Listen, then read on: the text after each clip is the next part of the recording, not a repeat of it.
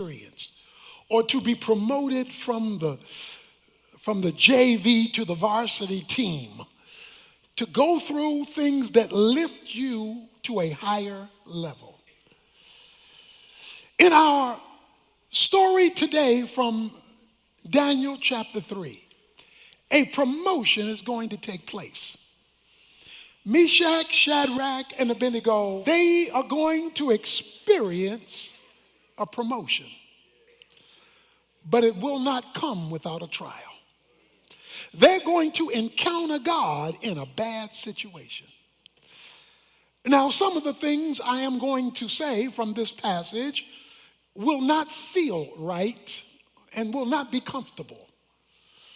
But that's okay, because the more uncomfortable it is, the better possibility for a divine encounter. Let's start with the backdrop of the story. Meshach, Shadrach, and Abednego find themselves working in a secular culture. They're in Babylon. Babylon is an evil, pagan, and idolatrous country. Because of Israel's sin, God told Babylon to invade Israel, and they brought out many of the young people back into Babylon to live and to work. Daniel, along with the 3 Hebrew boys, are part of the group that was brought from Israel to Babylon, and now they have to live their life and do their work in a non-Christian environment. Many of you tomorrow will go to work in a pagan environment where the people you work for and the people you work with do not share your Christian worldview. They do not believe what you believe. They do not act like you act. They do not walk like you walk. They do not talk like you talk. But that's the world you live in, because you have to provide for yourself, for your family, and you will find yourself in an unrighteous environment.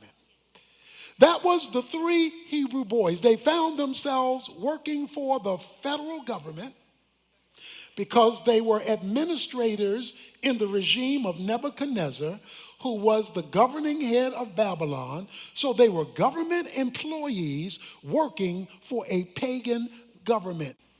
They were sent to a Babylonian school, it says in chapter 1.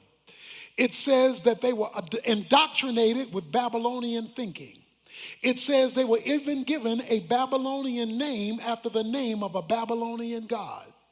So the culture was trying to de-Israelize them and pro-Babylonize them, trying to take their mindset from the rearing of their faith to the raising of the culture. And so you and I, like the 3 Hebrew boys, are caught in a cultural tension. How we were raised and what we're taught to believe, and where we have to live and earn our money. Where we have to live and function, or the people we have to be around, because that's the nature of the job in which we're situated. How do you be Christian when the environment you're in doesn't support your Christianity?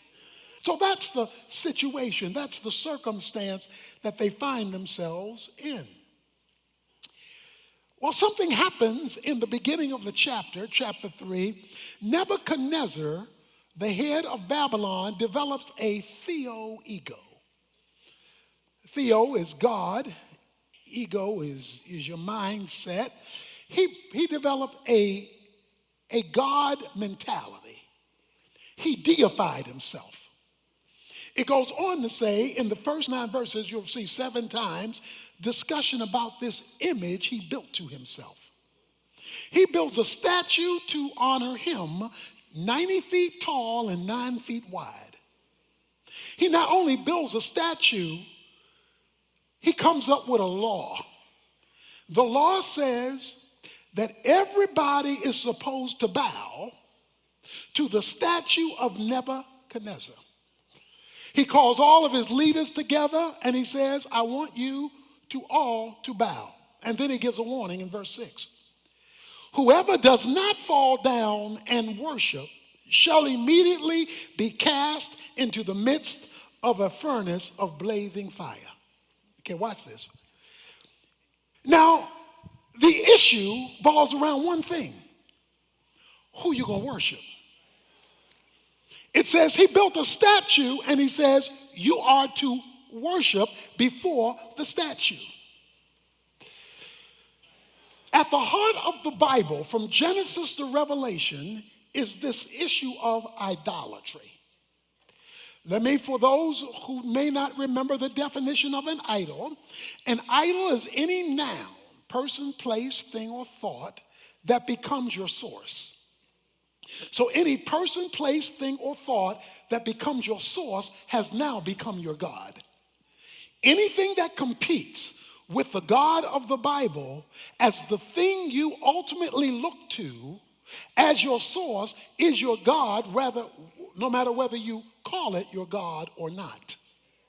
You and I live in a culture that not only wants our work, they want our worship. Because they often ask us to compromise biblical values in order to be accepted or in order to be promoted. So Shadrach, Meshach, and Abednego found themselves in a dilemma, and their career was on the line. While all of this is taking place, racism reared its ugly head. A racial dilemma takes place because verse 8 says, for this reason at that time certain Chaldeans came forth and brought charges against the Jews. So some Babylonians brought charges against the Jews. They didn't like the Jews. They didn't want the Jews working at the company. And the reason they didn't like the Jews is one, they were Jewish, and two, they brought their faith to work. See, they knew they were followers of God. So let me ask you a question. If you were accused of being a Christian on your job, would there be enough evidence to convict you? Or would you be found innocent of all charges? Because your faith is very vague. You know it, but nobody else does. They were clearly followers of God, and they were Jewish. They could not condemn them because of their work, so they had to condemn them because of their faith. So these three Hebrew boys find themselves on a dilemma because now the Babylonians who work with them, their co-workers, come and say and play politics. You know how politics is in the office. They come and play politics. They said, oh, Nebuchadnezzar, you got these Jewish guys here and they won't bow. Oh, they come to work, they do their job, but you told them to bow to the company. And they're not bowing to the company. They're not submitting to the authority of the company. So Nebuchadnezzar, when he finds out this minority group would not bow, he said, bring them here. Verse 13, bring me Shadrach and Abednego here. And in verses 14 and 15, he says, I'm going to give y'all another chance. And then he asks the question, if you don't bow, verse 15, if you do not worship, you will immediately be cast into the midst of a furnace of blazing fire. And what God is there who can deliver you out of my hands? Now that's the question. The question is, I'm so powerful. This company is so strong. This government is so much in control that if I fire you, you will be fired. And you don't know anybody who can overrule my decision because I'm the man. Shadrach, Meshach, and Abednego responded to the king. Okay, I don't know if you caught that. Shadrach, Meshach, and Abednego responded to the king. So they either all talked at the same time or one talked for all three because it says all three responded. That's why you need to hook up with some other Christians in your company so that you're not standing there alone, okay? So they responded to the king. Respectfully, we do not need to give you an answer concerning this matter.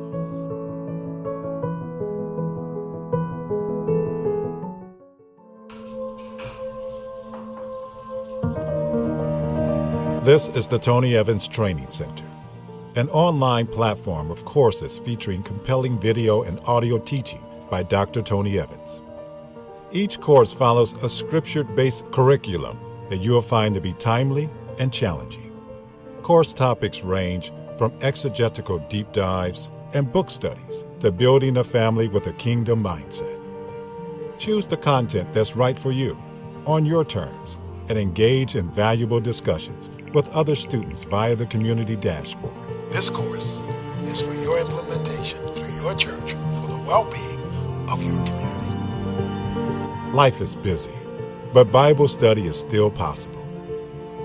The Tony Evans Training Center. Explore the kingdom, anytime, anywhere. Let us answer you. If so be, our God whom we serve is able to deliver us. You are to look at your occupation as service to the Lord through the vehicle of that company. It is the Lord Christ whom you serve. So they say, we may work for you, but we serve the Lord. The God who we serve is able. The God who we serve, because that's what got them in trouble in the first place. Their co-workers knew that they served the Lord in their job description. But most Christians, many Christians, divorce their everyday work from their service of God. And these three boys didn't. But because we serve him, the God who we serve is able to deliver us. But let's hear the rest of the story. Even if he does not. Because there are two things you need to know about God. He's powerful, so he's able, but he's sovereign, so he can choose. God must have the option in any situation to choose what the right thing is to do at that moment, and sometimes he does not. And you need a theology that covers when he doesn't. Because if you don't have a theology that covers when he doesn't, then you're going to be mad at him when he doesn't, because somebody told you from the pulpit he's able. So you got to keep both in tension. And about both, you must say the same thing, because they say, even if he does not, let it be known to you, O king. We respect you. We're going to work for you. We are not going to serve your gods or worship the golden image that you have set up. Because it says in verse 19, then Nebuchadnezzar was filled with wrath. Filled with wrath. And his facial expression was altered. He's contorted. He's contorted. Who do you think you're talking to? I don't care that you said it respectfully. Do you know who I am? Guess what he does? He is so hot, no pun intended. He is so hot. He gave orders in verse 18 to heat the furnace 7 times more than it was already heated.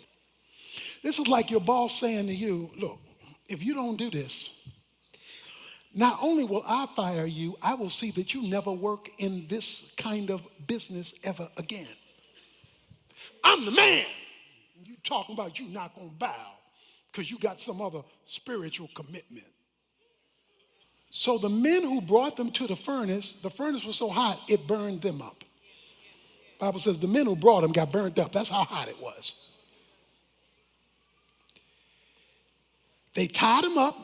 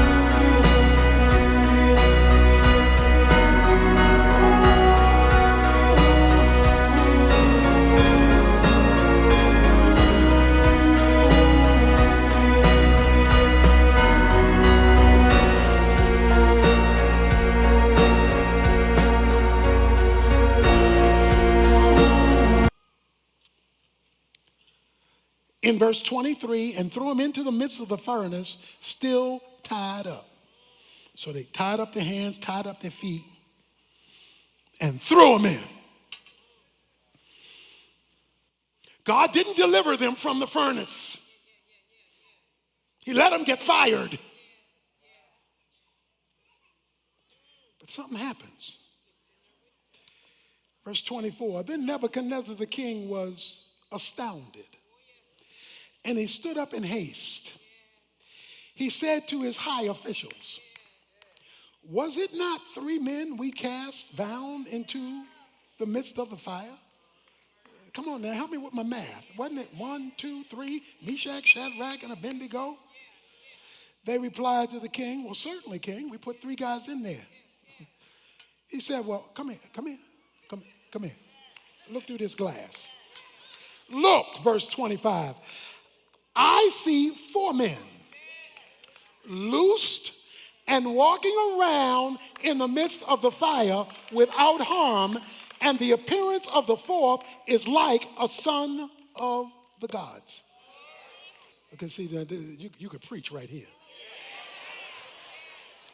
He says, we put in 3, right? Yeah, we put in 3. Well, how come, and we tied them up, right? Yeah, we tied them up, okay.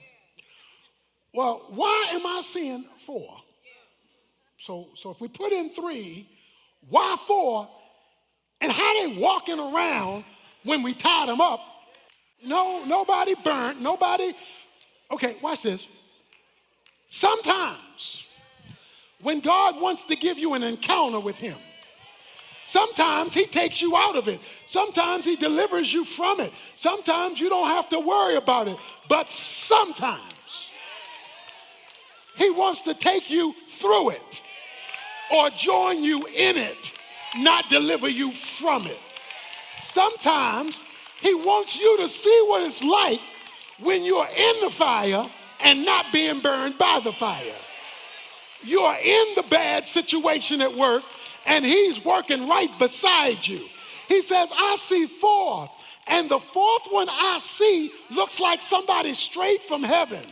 Sometimes heaven wants to join you in a bad situation without taking you out of it.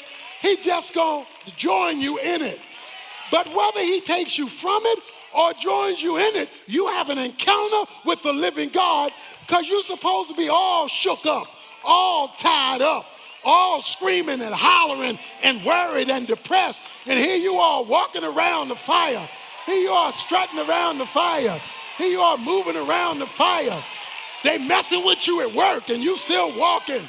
They criticizing you at work and you still praising.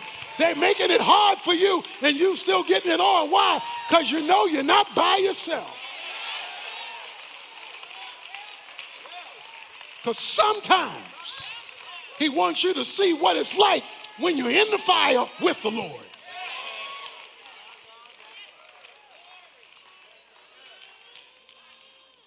Why? Why, God? Why are you going to do this?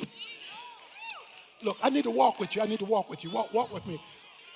I want you to turn to 1 Peter. I want to walk you through a series of scriptures. You need to know these scriptures in 1 Peter to show you this is not just Old Testament. This is New Testament. He says in 1 Peter a number of scriptures that will change your bad situation at work, change your bad situation at the company when you have this kind of understanding of a bad suffering season in your life. He says in 1 Peter chapter 2, verse 20, he says, for what credit is there if when you sin, you are harshly treated? You endure it with patience. But if when you do what is right and suffer, for if you patiently endure, this finds favor with God. So if you're doing right and taking your stand, you're making God happy and you're finding favor with God even though you're suffering.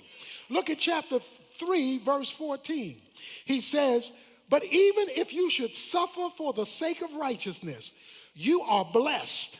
and do not fear their intimidation. I don't care who they are or what their title is. Don't be scared of their intimidation, and do not be troubled just because they talking smack and talking noise if you're suffering for righteousness. Verse 17, for it is better if God should will it so that you suffer for doing what is right rather than doing what is wrong.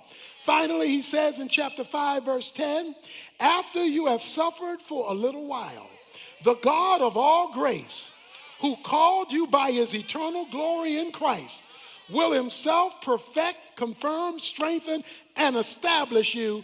To him be the dominion. He gonna call the final shot. He gonna say where this job situation works out, whether there or somebody else. Because remember, your job, your government is only your resource. It is not your source. Some of you remember my story when I was in seminary working at Trailways. I was loading and unloading buses. They came to me because they had a scam. The scam was when people went out for lunch, then somebody else would punch them in after an hour, even though they may stay out 3 or 4 hours and hadn't been punched in. And so you rotated, and somebody did that for you, you did that for somebody else. They came and said to me, well, here's the deal. This is how you do it. This is your day to punch somebody else in after an hour, even though they'll be gone 3 hours, and then somebody will do that for you. In other words, rob the company of time and money and what's going on. So I told them, I said, I can't do that because as a Christian, that's stealing, and that's not something I can do. And they said, oh, no, you don't understand. Everybody does it. It's the way we roll up in here. So you got to expect, you can't be an exception. Everybody does it. Let's get over this Christian stuff, and this is how we do it in the company. I said, I'm so sorry. Respectfully, I can't do that. Well, they said, well, since you can't do that, you're going to be unloading a lot of these buses by yourself. When the buses came in, I wound up having to unload a lot of them by myself because they wouldn't help me because I didn't conform to what they were asking me to do that was clearly unbiblical with the company. This went on for weeks and weeks and weeks. I'm discouraged, I'm depressed, and I had that same attitude that we all have sometimes. God, why are you letting this happen to me when I'm trying to be fair to you? A number of months later, I got a call. The call-in was to come to the owner's office or the manager's office for Trailways. I went in the manager's office. He said to me, we've been having a night supervisor come around at night to see what was going on with the night shift. We are very aware of this scheme that they're doing of punching people in when they really haven't come back. We're also aware that you were not a participant. So what we would like to do is make you manager of the whole shift. Now, I didn't know somebody was watching. I didn't know there was a fourth person in the fire. I didn't know that something else was going on. But you have to understand that when God decides to promote you, it doesn't matter what men say to you.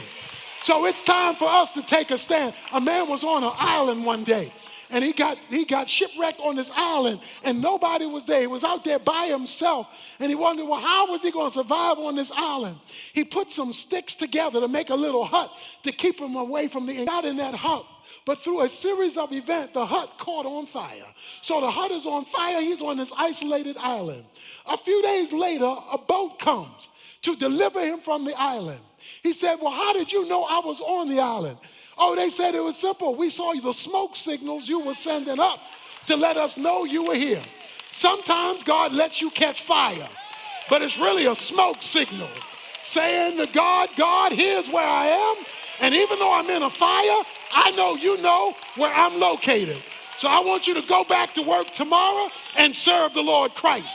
I want you to go back to work tomorrow and be a Christian on your job, serving with excellence, serving the Lord, but knowing the Lord knows where you're sitting. He knows how long he wants you there. He knows when it's time to move, and he knows the bills that you have to pay, and says he is your source, and everything else is your resource. You can lift your head up high, and even if the rest of the folk don't like you on the job, you just find you a Meshach, a